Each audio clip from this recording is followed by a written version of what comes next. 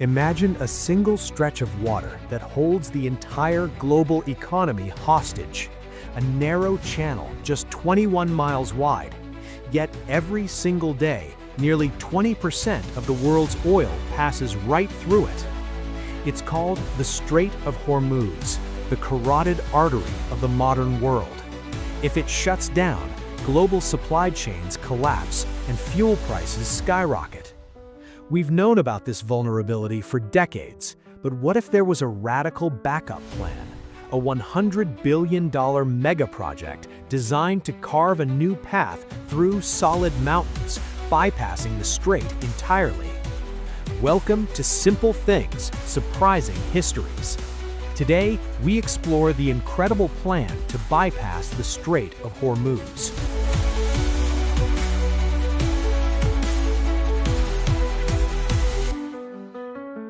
To understand why anyone would consider spending $100 billion on a single canal, we must first understand the trap the world is currently in.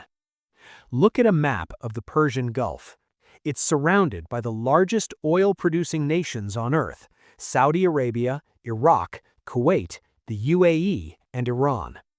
Almost every drop of oil exported by sea from these nations must exit through one single door: the Strait of Hormuz. At its narrowest, the strait is 21 miles wide, yet the actual shipping lanes, they are just 2 miles wide in each direction. Through this tiny corridor, roughly 20 million barrels of oil flow every single day. That is 1/5 of global oil consumption. It's the energy that powers global shipping, manufacturing, and agriculture. But this vital lifeline runs straight through one of the most geopolitically unstable regions on the planet. Tensions and naval skirmishes mean a single miscalculation could shut the strait down completely. The world is essentially gambling its economic survival on a 2-mile strip of open water. And that brings us to the ultimate backup plan. For decades, engineers and strategists have stared at the map, looking for a way out. And right at the northern tip of Oman, they found what looked like a perfect loophole. This is the Musandam Peninsula. It's a rugged piece of land jutting directly into the Strait of Hormuz. When you measure the distance across this peninsula from the Persian Gulf to the open Gulf of Oman, it is surprisingly short. In some places, it's only a few dozen miles. So a bold idea was born. Why not dig a canal straight through it? In theory, it's a brilliant solution.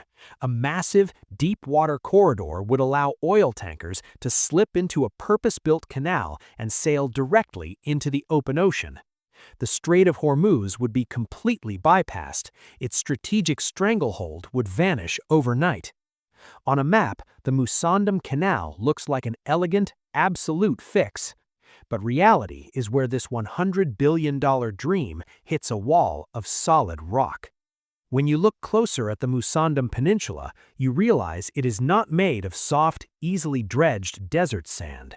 It is home to the Hajar Mountains. This is one of the most rugged, geologically complex terrains in the Middle East. We are talking about jagged limestone peaks soaring up to 6,500 feet from the coastline. The rock here is incredibly hard, ancient ocean floors that have been hardened over millions of years.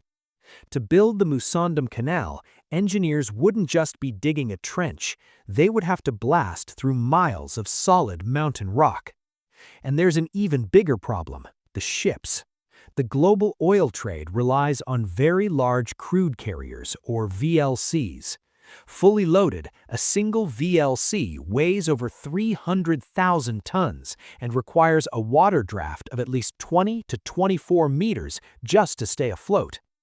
Carving a channel wide and deep enough for these leviathans through a mountain range has almost no historical precedent. The famous Panama Canal expansion cost around $5 billion. The Musandam Canal would make Panama look like a backyard renovation. Estimates start at $100 billion, with some analysts projecting it could reach up to $400 billion. Because the canal is so unfathomably expensive, Gulf nations haven't just been waiting around, they've quietly built their own backdoors.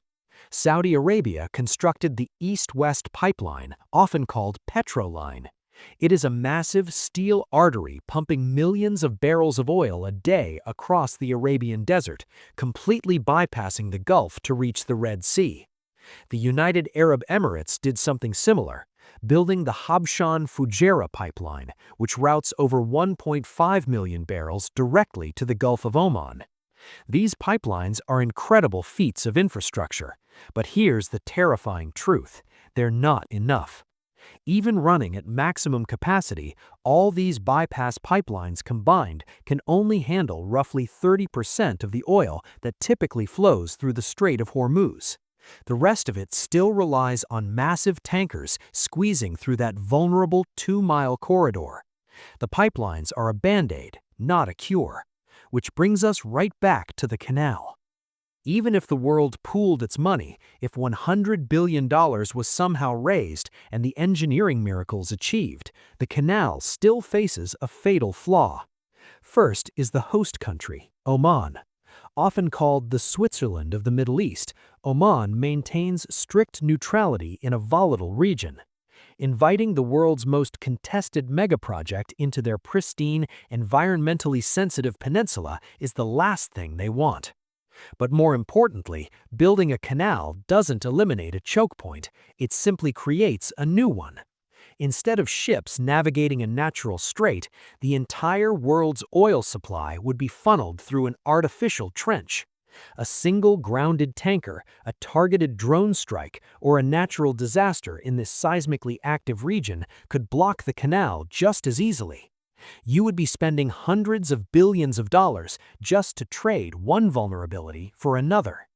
In the end, the $100 billion plan to bypass the Strait of Hormuz stands as a fascinating monument to human ambition. It shows how desperately we want to engineer our way out of global risks. But it also reminds us of our limits.